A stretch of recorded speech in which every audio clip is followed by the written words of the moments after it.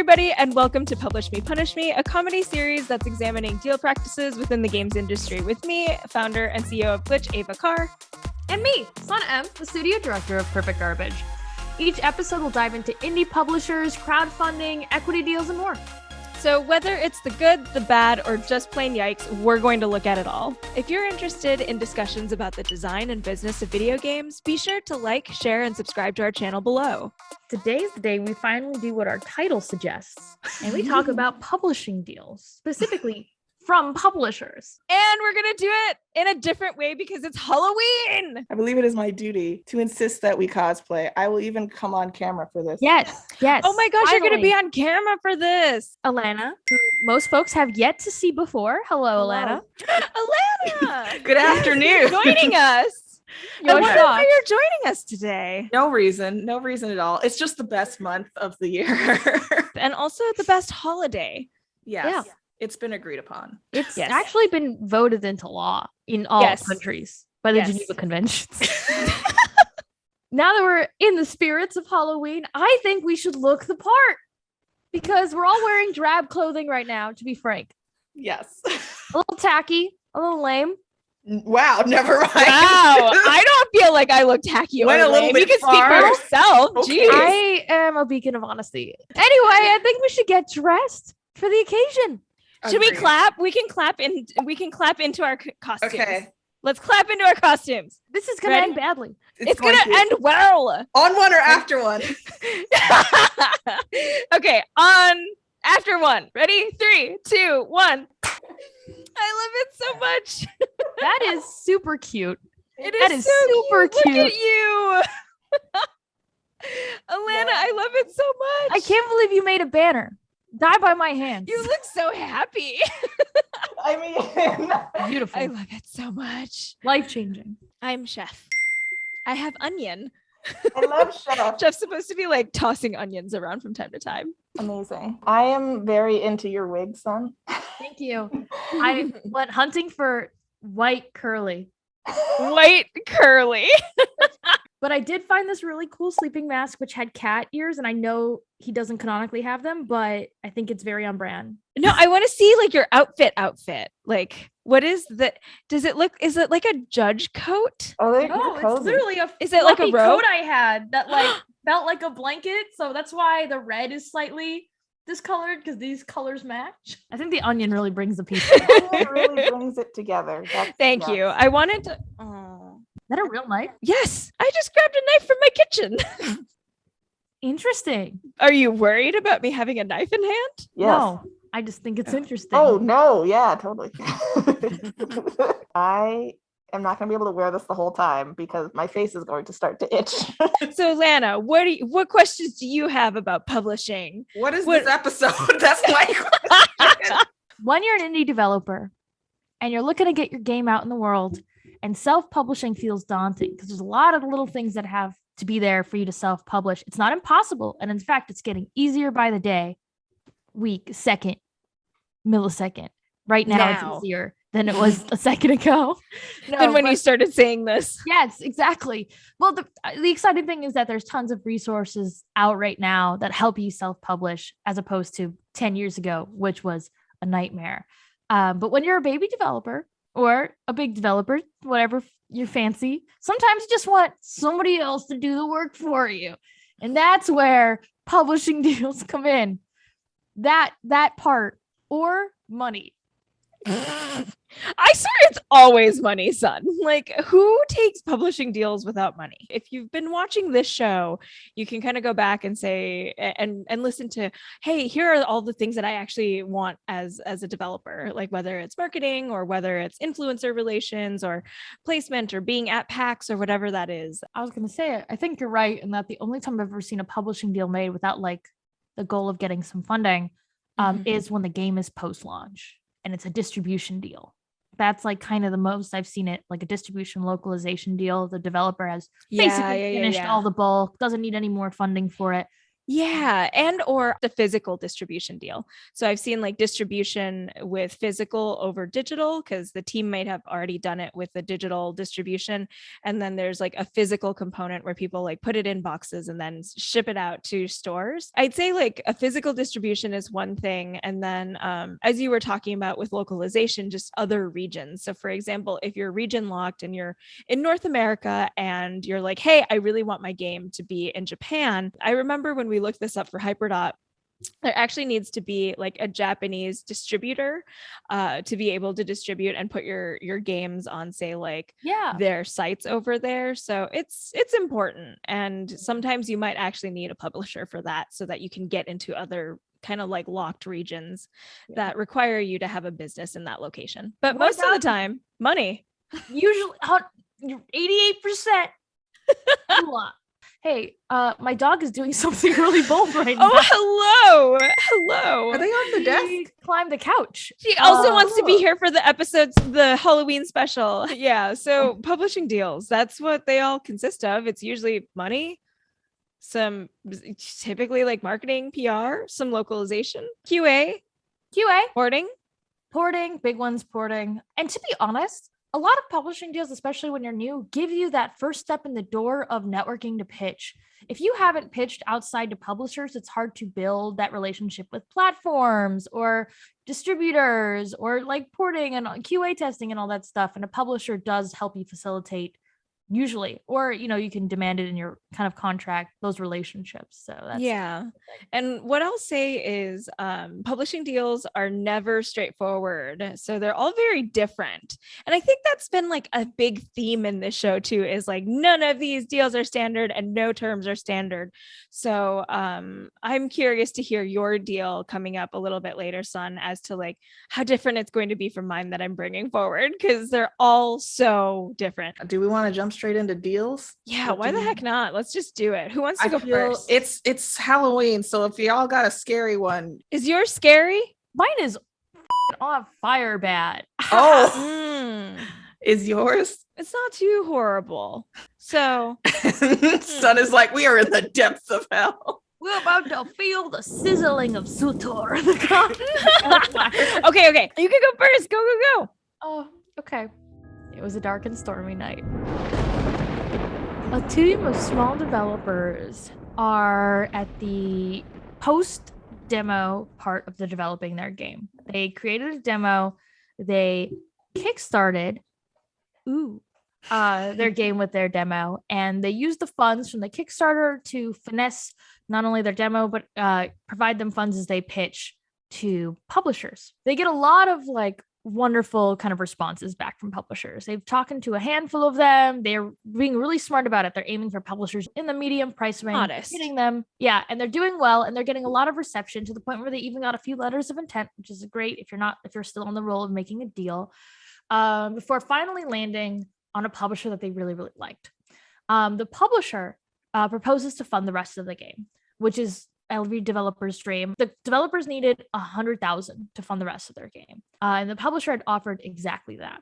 The first red flag I want to point to you is that the developer hadn't thought about post-launch when they made that number. So they work with the publisher. They receive the funds in increments through milestones. They finish up their game. It only takes a year more of development before the publisher launches it.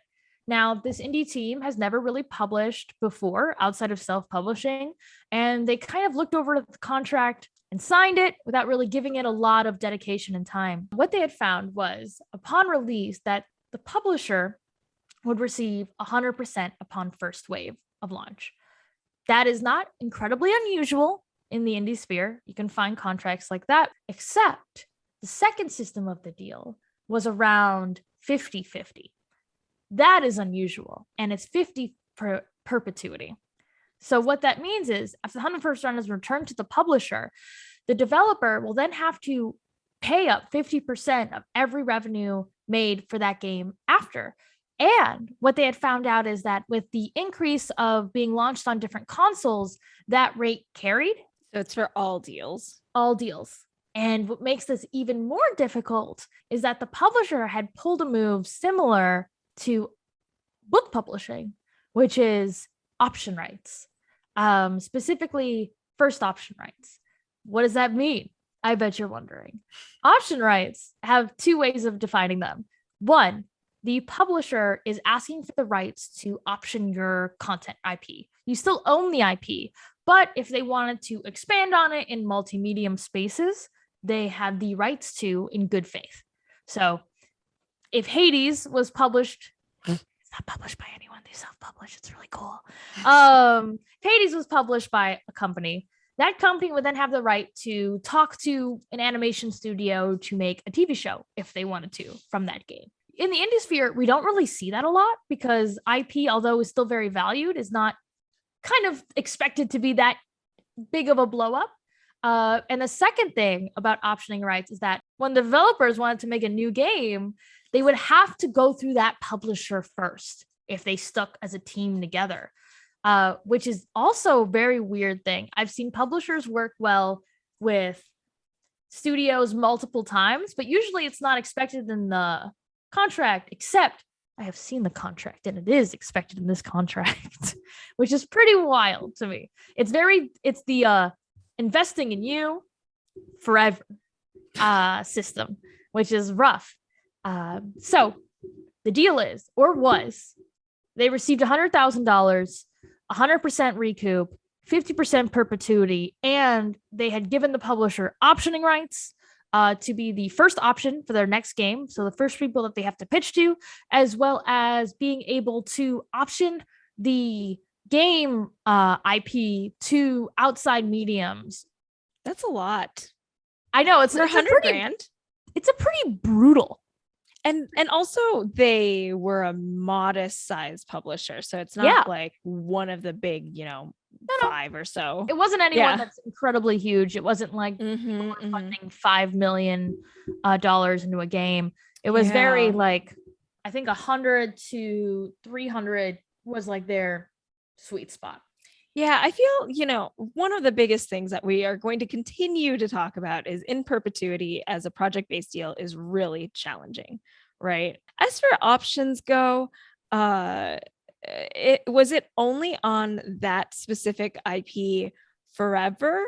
So does that include, for example, sequels and anything that comes afterwards within that IP? I'm going to say, I don't know at the top of my head. I didn't read into that part, but I will say that if they're asking for first optioning rights of second game, as well as optioning rights in general, that is usually the implication. Like I can easily assume that they're tied together. It would be weird if they didn't have the right to publish the sequel. I wouldn't think it's super nefarious if, for example, they're asking for not necessarily right of first refusal, but like a right for first negotiation. So, for example, if they're asking for this team to pitch to them before anyone else, I could see that, and it might not be malicious, but it's a lot. God, like I was going to say, I think it's malicious with everything combined because I've also seen that kind of thing. So all of these separate would be fine. Yeah, like combined into one is bad. But combined into one thing, again, like the low number, I'll say, like, I know that 100K might not feel low, but 100K is still a relatively low number when we're talking about money. I know that much money at the Champagne House. Champagne House. I don't know how rich people live. I throw that money on my renovations. Knife waving around.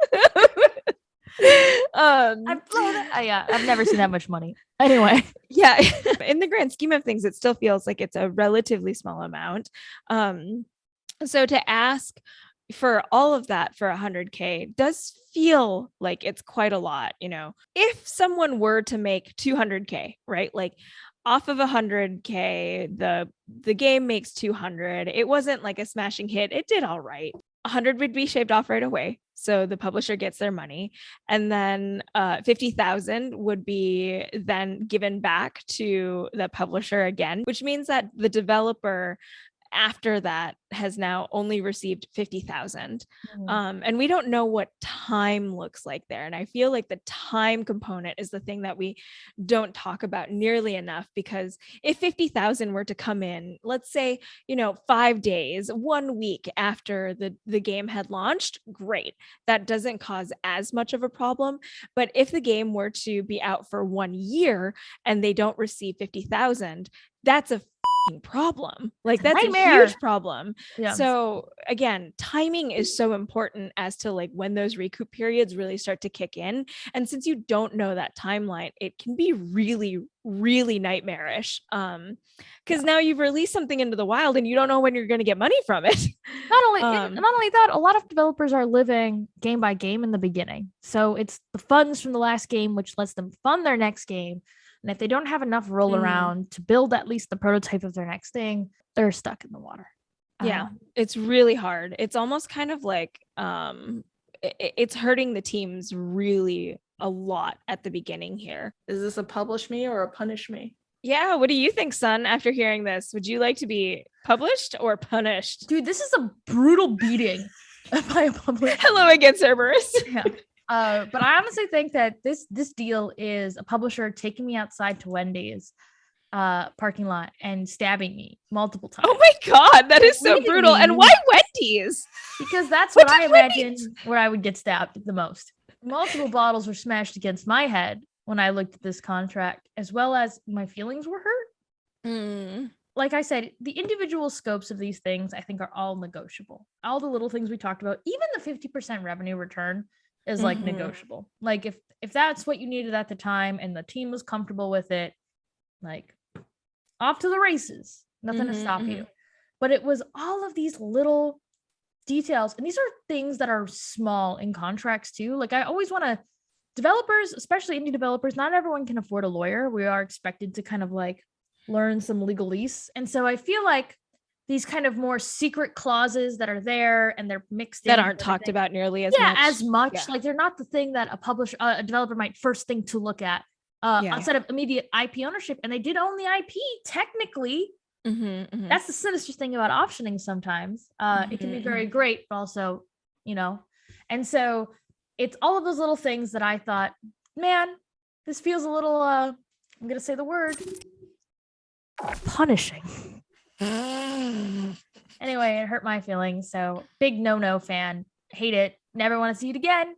I'm going to keep saying like only for 100K. I would also say punish me on this one. I would not take this. I just wouldn't take it because it's not enough money for what they want, and it's also tying me to them for too long without the option to really do anything about it.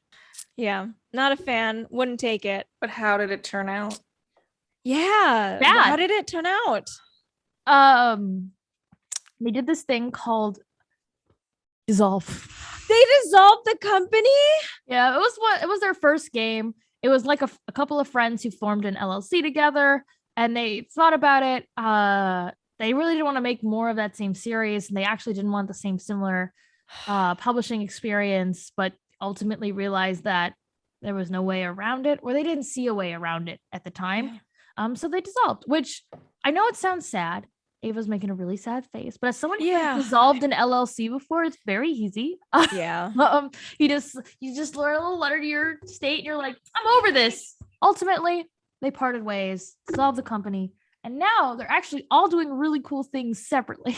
Okay, well, at least there's always that, but damn, that one's really painful. Yeah. Bah. Hope you liked it. So here's the thing. I said that mine wasn't that bad, but the terms aren't all that different.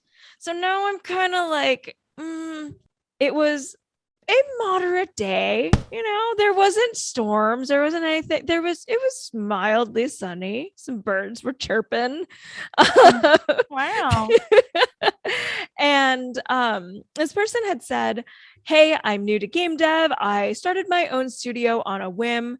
They had pitched to roughly, a handful of publishers as well. See, you're starting to see some similarities. Pitch to more than a handful. What have we learned? Oh God, I agree. Pitch to them all. Pitch to literally everyone.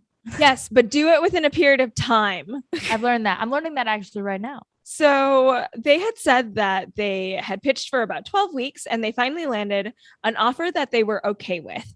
They said that this was a modest group that was a publisher and it was a decent budget of $100K. So they said that this wasn't their first option, their second option, or their third option. But honestly, in quotes, who is when they're all run by white folks? You're correct, dude. Honestly, sometimes the contract is the only interchangeable thing between them. So here are the terms though. Until 1x, 100% recoup, and then 60/40 in favor of the publisher until 2x, and then 30% for up to 2 years. Yeah. So that's a lot of layers for up to 2 years. Anyways, they maybe thought this game would be, I mean, it's a small amount of funding. I say small, but 100,000. We laughed at the other deal for the same reason. Yes. Champagne money. Yeah. Champagne money, get me to the champagne room. So there were a couple of other things too, which is that they had right of first negotiation for the next game as well. Yeah. So again, the deals are kind of similar, but not quite exact. So Sun, how are you feeling so far? I think 2-wave recoup for 100K is rough. I don't think it's bad, but I do think it's rough for 2 waves. So like if it was my better deal, I would have asked them not to take 100% then if it was just 100K, because that way and the 60/40 after is still pretty steep for me. Like I would have preferred, if I was going to take the 100% recoup, then the 2 times will suddenly drop to 30/70. Like, yeah, I would drop the 100% recoup for sure too, right? Like anything that you can do to make sure that there's revenue that comes into your company, even a 100%. Yeah, just 100% recoup is dropped, and then sure, like if this was the deal that they were comfortable with, that means that this must have been better than all the other ones, which I'm like, I also think it's interesting that it's locked at 2 year. It tells me 2 things. It tells me, one, they assume this game is going to do really well and are locking it for the benefit of the developer. But to counter that, I think it's very much the opposite, in which it's going to take a lot longer than either of them realize to raise the second X, let's just say. And they're purposely putting that clause so that they have that 60/40 as long as they can have it. Or they feel comfortable having it before transitioning to the 70/30. So like it's a numbers game. But anyway, so I'm tentatively unhappy. Tentatively. Either way, I am also unhappy at the 100% recoup. I think I'm never going to be happy with 100% recoup upfront, because it is so harmful to like, for me, it would be so harmful to the studio, right? Like, yeah, I need some cash flow coming in immediately. Like, unless you have like a deal for your next game already, or well, something. some people use, for example, like the funding that they do receive, say like that 100K, they use some of that for a buffer after launch, and you're it's kind of like plan weird. Yeah, but I personally disagree, but that's a whole nother conversation, maybe at a different time. Yeah. So they said yes to this deal, and they decided that it would be better to get some money versus very little, since they didn't have much of a following quite yet. What they did end up doing was the game did pretty well. They said they sold about 100K copies. That's great. Yeah, I agree. Good on them. And that they're now on their next game. So unlike the previous deal, right, this team hasn't folded yet. So yeah, they said yes to the deal, even though there was 100% recoup up front. So I'm kind of like, oh God, this is a good scenario, I suppose, even with the 100% recoup up front. And then they said that this time they may not work with a publisher and also take a platform deal or self-publish instead, now that they have a bigger following with their studio. I think that that's pretty cool. Would still negotiate if this ever comes up for you and your studio, y'all. Like, consider negotiating down that 100% recoup. But like this actually felt like it turned out okay. Even with like the 100% recoup, it seemed like it turned out okay.